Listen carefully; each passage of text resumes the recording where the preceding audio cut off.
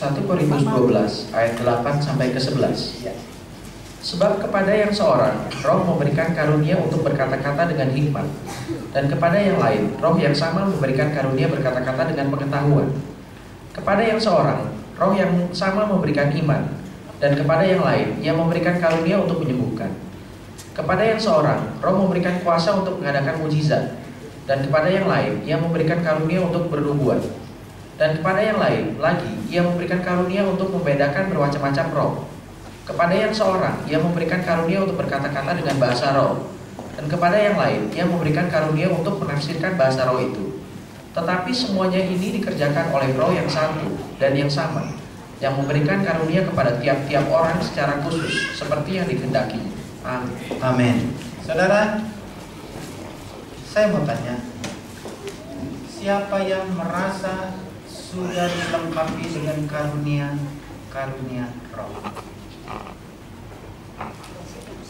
Angkat tangan.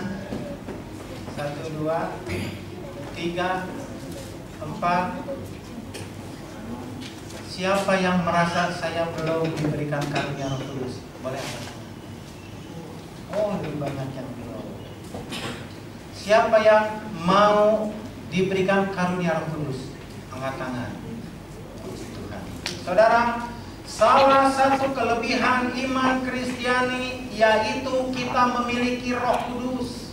Roh Kudus yang mau berkarya di dalam kehidupan setiap anak-anak Tuhan. Hari Sabtu yang lalu, malam ke-9, ketika kami mengadakan, kalau di Sukabumi saya katakan PIP, Penghayatan Iman Pentakosta 10 malam. Di malam yang ke-9 hari Sabtu tanggal 23, ada seorang kepala rumah sakit hadir, dia beri kesaksian. Saya ikut PIP atau hal seperti ini, doa 5 hari. Untuk yang ke-17 kali. Kalau yang ke-17 kali artinya berapa tahun dia ikut itu? 17 tahun. Tapi dia kasih kesaksian, saya belum mengerti, saya belum merasa kalau Roh Kudus sudah ada di dalam saya. Saya belum merasakan karunia Roh Kudus. Bla bla bla bla, dia kasih kesaksian.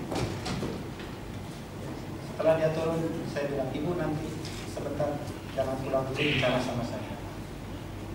Dan hal yang sama saya akan sampaikan pada malam hari ini. Kenapa? Banyak orang Kristen nggak ngerti. Banyak orang Kristen nggak tahu. Kenapa aku sudah berjemaat?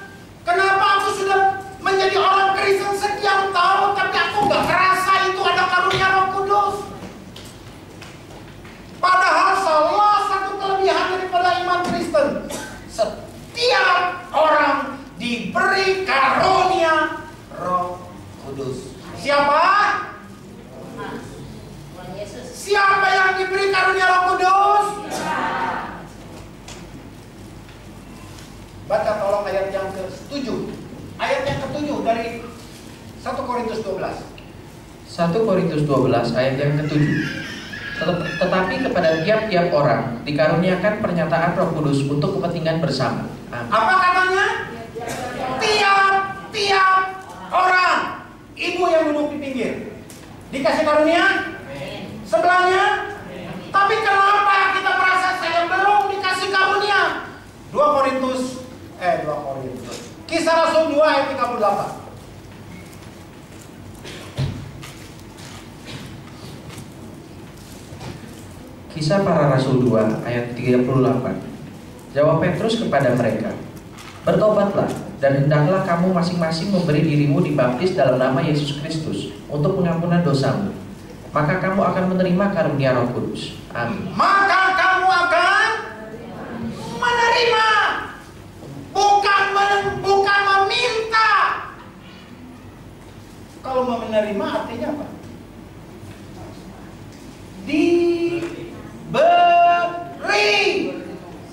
Pada saat kita ngantri, pada waktu kita ngantri di mall, Roh Kudus kasih.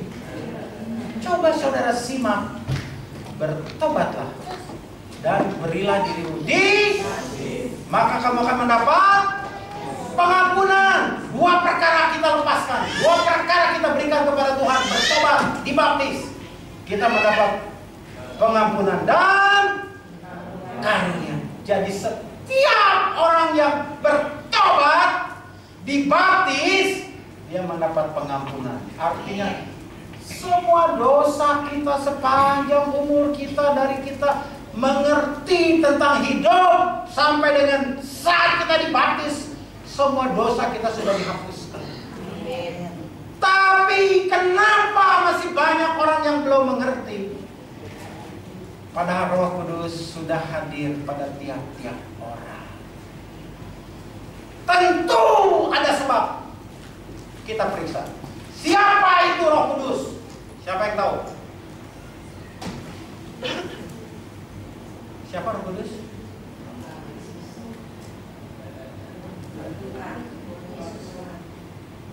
Ya, Roh Kudus adalah, kita buka, ini ada banyak beberapa hal, beberapa masalah saja. Mazmur 139 ayat 7.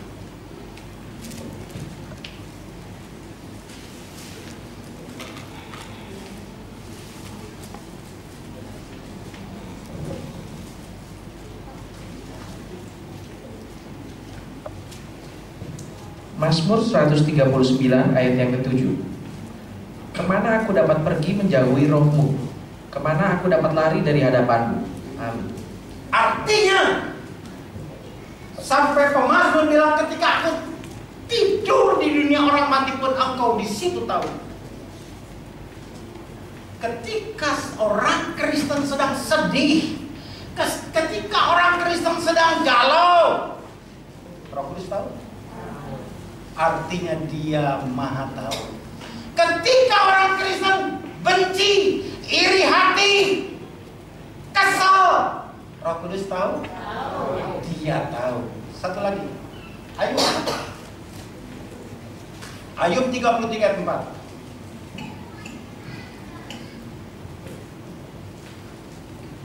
Ayub 33 ayat yang ke-4. Roh Allah telah membuat aku, dan nafas yang maha kuasa membuat aku hidup. Amin. Ya. Roh Kudus Maha Kuasa, Roh Allah yang membuat saya dan saudara hidup. Ketika kita sakit, kita berseru, mungkin kita belum sempat ke dokter, mungkin kita nggak punya hepeng, berseru kepada nama Yesus, Tuhan tolong aku sakit. Kita nggak tahu tuh kapan kita makan obat, kita nggak tahu tuh kapan kita pergi ke dokter, tiba-tiba tadi pagi ini kesaksian, tadi pagi saya sulit untuk bangun. Dari ujung kaki sampai ujung kepala sakit, seperti mau demam.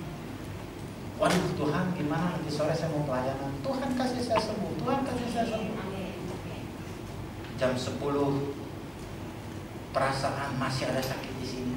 Sakitnya tuh di jam 1 masih. Saya percaya sebentar lagi jam 2 pasti sembuh. Tiba-tiba jam 2 saya mandi. Sakitnya di mana ya? Hilang. Dia Maha Kuasa. Satu lagi, cepat saja. 1 Korintus 2 ayat 11-12. 1 Korintus 2 ayat ke-11 dan ke-12. Siapa gerangan di antara manusia yang tahu apa yang terdapat di dalam diri manusia selain roh manusia sendiri yang ada di dalam dia? Demikian pula lah tidak ada orang yang tahu apa yang terdapat di dalam diri Allah selain roh Allah. Kita tidak menerima roh dunia, tetapi roh yang berasal dari Allah, supaya kita tahu apa yang dikaruniakan Allah kepada kita. Amin. Amin. Roh Kudus, dia adalah roh yang maha tahu. Jadi kalau dia maha kuasa, dia maha hadir, dia maha tahu, sifat maha hanya terdapat pada pribadi Allah. Ada amin? Artinya Roh Kudus adalah Roh Allah. Bagi saudara yang merasa tadi, saya udah diberi karunia Roh Kudus. Bagi saudara yang merasa saya belum diberikan karunia Roh Kudus, karena Roh Kudus adalah Allah. Firman Tuhan ingatkan, jangan sekali-kali kita bermain-main dengan kehidupan kita. Kenapa? Karena di dalam setiap orang percaya ketika dia bertobat dibaptis, karunia Roh Allah ada di dalam saudara dan saya. Jadi di dalam setiap kita sudah hadir Roh. Ada amin? Beri kemuliaan bagi nama Tuhan. Kalau orang Kristen itu pergi ke tempat judi, Roh Kudusnya ada di mana? Ini bukan matematika, ini gampang pisan. Ini orang Kristen sudah bertobat, sudah dibaptis, percaya Yesus. Kalau dia sudah ada Roh Kudus, artinya antara orang Kristen dengan Roh Kudus jaraknya berapa jauh? Berapa meter? Kira-kira berapa meter? Kalau nggak jauh itu berapa senti? Setiap kita di dalam kita ada Roh. Kalau orang Kristen ini pergi ke tempat judi, Roh Kudusnya di mana? Di mana? Di rumah. Dilepas. Roh Kudus cicing di dia. Balik. Mau. Kalau orang Kristen itu pergi ke tempat panti pijat. Pengertian panti pijat ini yang negatif bukan yang positif. Roh Kudus tahu? Tahu. Di mana dia? Pada waktu kita masuk ke panti pijat, Roh Kudus bilang, mampu masuk. Mah di luar wae. Bisa? Bisa? Bisa. Tetiasa atuh. Artinya jangan bermain-main dengan hidup saudara. Karena saudara menjadi Kristen itu bukan karena kehendak kita. Sebelum dunia ini, alam semesta dijadikan, Tuhan sudah memilih saudara. Bahwa pada tahun sekian Anda dilahirkan ke dalam dunia dan Anda menjadi pengikut-pengikut Kristus.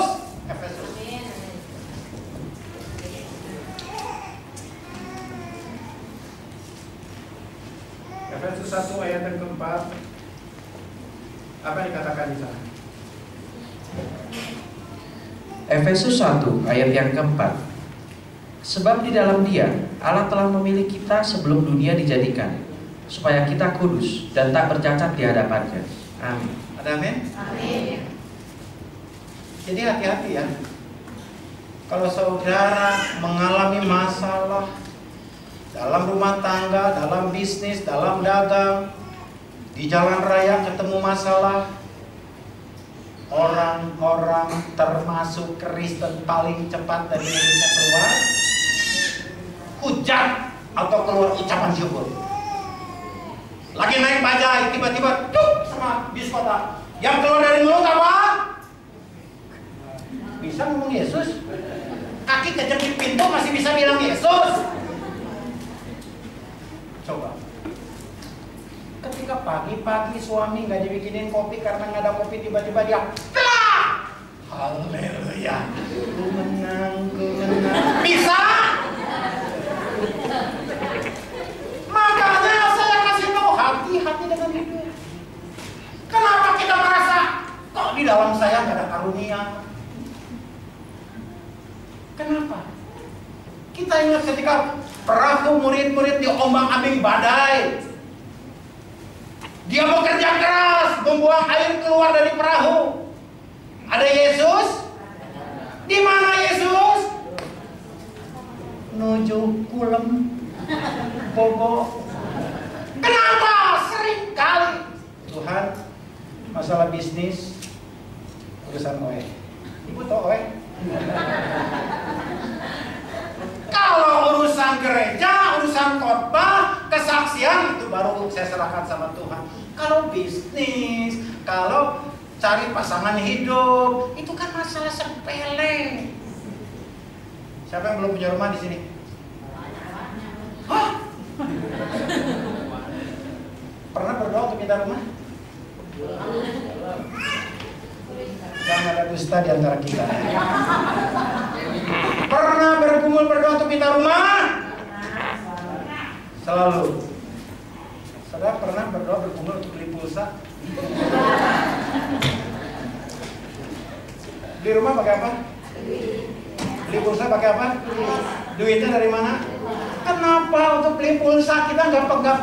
Tuhan, izinkan saya Tuhan untuk dapat berkat untuk bisa beli pulsa. Kalau saya ajarin gini, orang-orang bilang apa? Lebay. Masa beli pulsa harus doa? Saya bilang, firman Tuhan bilang, jangan kamu belanjakan uangmu untuk sesuatu yang bukan roti. Jadi, karena kita beli pulsa bukan dipakai untuk kebenaran, berapa banyak orang yang beli pulsa sampai nggak tidur? Benar? Tidur aku? Ya, sebentar lagi. Beli pulsa bukannya dipakai kirim firman Tuhan, bukannya diberikan kata-kata penghiburan untuk teman-teman, asik untuk oeh sendiri. Makanya nggak perlu doa. Padahal sama-sama ini uangnya uang Tuhan. Yang kedua, kita periksa. Yang pertama, Roh Kudus adalah Roh Allah. Yang kedua, Roh Kudus adalah pribadi. Yohanes 14 ayat 16-17.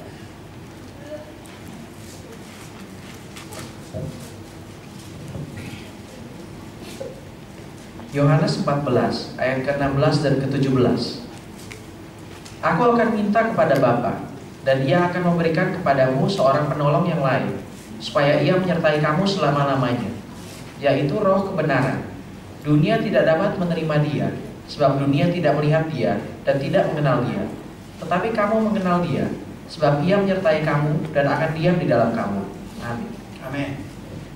Coba saudara, banyak kali orang Kristen puluhan tahun, belasan tahun dibaptis di sono, di sini, di sana,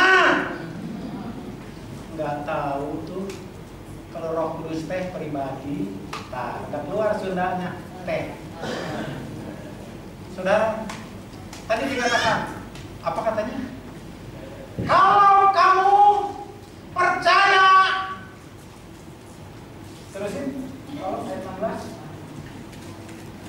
Ayat yang ke-16, aku akan minta kepada Bapa. Aku akan minta kepada Bapa, Dan Ia akan memberikan kepadamu. dan Ia akan memberikan kepadamu. Kepada siapa?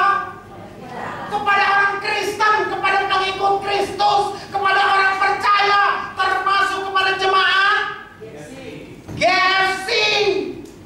Apa katanya? Seorang penolong yang lain. Seorang penolong. Seorang pribadi, bukan bukan benda, bukan animal, bukan binatang. Terima kasih. Banyak orang, kenapa ya? Katanya ada Roh Kudus, sampai aku nggak ngerasa nih. Enteng-enteng aja badan nih. Ada orang yang menganggap Roh Kudus itu sesuatu seperti berarti kita minum kopi. Orang minum kopi banyak tujuan kan? Salah satu diantaranya apa? Kalau mau nonton bola nih ntar malam nih, minum kopi supaya kita anggap Roh Kudus kayak gini. Begitu masuk, banyak orang sopir minum suplemen supaya bugar, supaya nggak ngantuk, supaya nggak capek, minum. Keren. Roh Kudus nggak begitu. Dia bukan sesuatu, tapi dia pribadi. Pribadi itu apa? Anda ini pribadi. Saya pribadi. Apalagi ada orang menganggap Roh Kudus seperti hewan yang siap dibentak-bentak, yang siap disuruh, yang siap dibikin seenaknya. Coba kalau saudara pernah lihat nggak ada orang punya peliharaan? Wuk, wuk, wuk, wuk, wuk. Ya, suruh keluar. Bau, keluar. Dia nggak mau, saudara. Apa yang dia lakukan? Keluar. Ada orang yang memperlakukan Roh Kudus seperti itu? Belum tahu.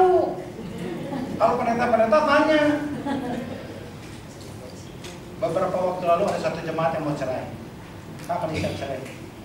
Kita kasih nasihat dari jam 9 pagi, saudara, sampai jam 12. Tetap kami mau cerai. Pak, firman Tuhan bilang apa yang sudah dipersatukan oleh Tuhan tidak boleh dipisahkan, diceraikan oleh manusia, oleh apapun itu. Biarin dosanya saya yang pikul. Masalah keluarga itu bukan urusan rohani, bukan urusan Roh Kudus, tapi urusan pribadi antara saya dengan istri saya. Artinya dia sangkal itu firman Tuhan.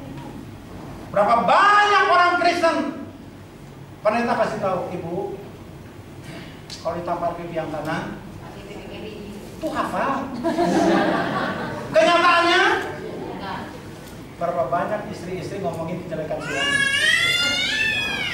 Ada? Di sini mah nggak ada. Berapa banyak kalau beli sayur di depan, itu tuh papanya anak-anak tuh kerja nggak, makan enak. Berapa banyak suami-suami kita lecehkan di depan orang banyak. Ini orang Kristen loh. Kalau dia pribadi, Roh Kudus itu punya pikiran. Manusia punya pikiran? Ada manusia yang punya pikiran? Dia punya kehendak. Dia punya kehendak. Manusia punya kehendak? Roh Kudus punya kehendak? Punya. Roh Kudus punya perasaan? Seringkali dibilang, jangan kamu mendukakan Roh Kudus. Tapi kenyataan hidup kita bukan menyenangkan Roh Kudus, tapi mendukakan. Betul ke gereja, aduh ke gereja ya, gimana ya ini sebentar lagi nih Krishna mau berantem sama siapa? Krishna mau berantem sama siapa? Yang pura-pura nggak tahu. Saya besok satu orang, bapak ini laki-laki loh ya, saya nggak nyangka loh. Pak, ini kenapa waktu udah lama nggak ke ibadah tengah minggu ini, hari Rebo, kaum pria juga bapak hilang. Sekarang saya lagi demen-demennya lihat itu tuh Baratayuda.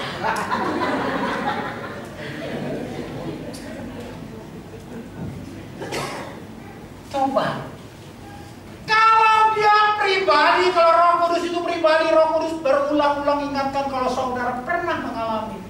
Ketika saudara sengaja atau tidak sengaja, aduh, saya nggak bisa ke gereja, entah sakit, entah apa. Suka ada punya perasaan, sepertinya saya punya hutang. Pernah punya pengalaman begini? Itu Roh Kudus ingatkan. Roh Kudus itu roh yang santun. Ketika saya pernah suatu ketika marah sekali, saudara. Ketika saya marah, yang paling marah seumur hidup saya baru mengalami satu kali. Ketika saya duduk termenung, udah capek ngos-ngosan habis marah, saya dikasih satu penglihatan. Seperti di satu taman hijau, di depan saya ada duduk seseorang. Dia bilang begini, Tuhan yang baik. Dia tuh santun. Kita pernah ngomong sama Tuhan, Tuhan yang baik, pernah?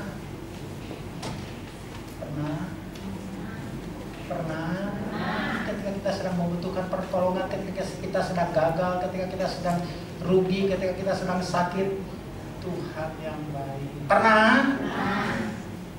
Sekali lagi terima kasih untuk ketidakjujuran. Kita sering kali bentak, Tuhan nggak adil, jahat. Kenapa orang lain dikasih suami udah ganteng, berkepribadian? Tahu suami berkepribadian? Rumah sendiri, mobil sendiri, apalagi? Nah, aku dikasih suami udah jelek, hitam, botak, boloy. Tahu boloy? Kok rasanya Tuhan tuh gak adil sih? Bukankah aku rajin ibadah? Bukankah aku pelayanan? Hati-hati.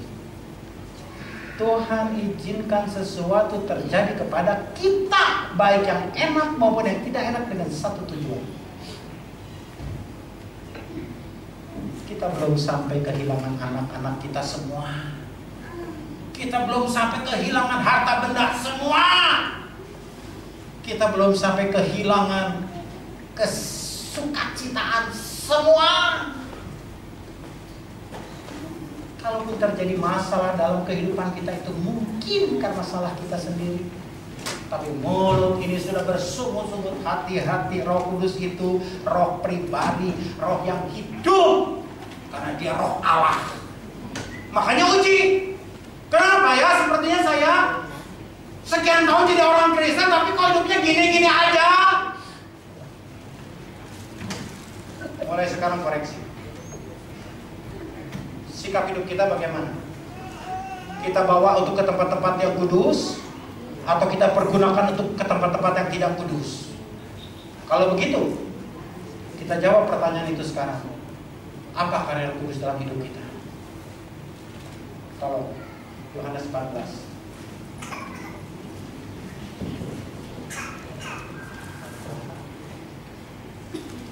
Ayat yang ke-15. Yohanes 14 ayat 15, saudara periksa kalau saudara rindu memperoleh karunia Roh Kudus. Yohanes 14 ayat yang ke-15. Yesus menjanjikan penghibur. Jikalau kamu mengasihi aku, kamu akan menuruti segala perintahku. Amin. Terima kasih. Yang pertama, kembali back to Bible, kembali kepada Alkitab. Kalau kamu percaya, sudah percaya, Tuhan pertanyakan, percaya model naon? Karena banyak model-model percaya. Sering kalian Tuhan bikin kecewa, itu apa? Di tengah-tengah berkat pun kita nggak bisa mengucap syukur. Contoh, berapa banyak anak-anak muda yang punya idealisme dalam hidup pelayanan. Aku mau terjun dalam pelayanan. Biasanya kalau gadis-gadis, anak-anak muda, remaja masuk guru sekolah minggu. Betul? Bagus? Bagus? Bagus? Alkitabiah? Alkitabiah. Tuhan melihat ini pelayanan dahsyat, luar biasa, pimpin pujian luar biasa. Tuhan kasih kokoh. Setelah dikasih kokoh, masih setia melayani. Sedikit-sedikit bahasa Ibraninya lengit. Ya kan? Kalau kita tanya, kenapa nggak pelayanan lagi? Bohong, urus suami. Di tengah-tengah berkat tidak bisa mengucap syukur. Nggak lama, udah setahun 2 tahun muncul lagi. Oh, minta doa. Ada apa? Minta anak. Rajin lagi pelayanan, rajin lagi ibadah. Dikasih anak, tambah setia.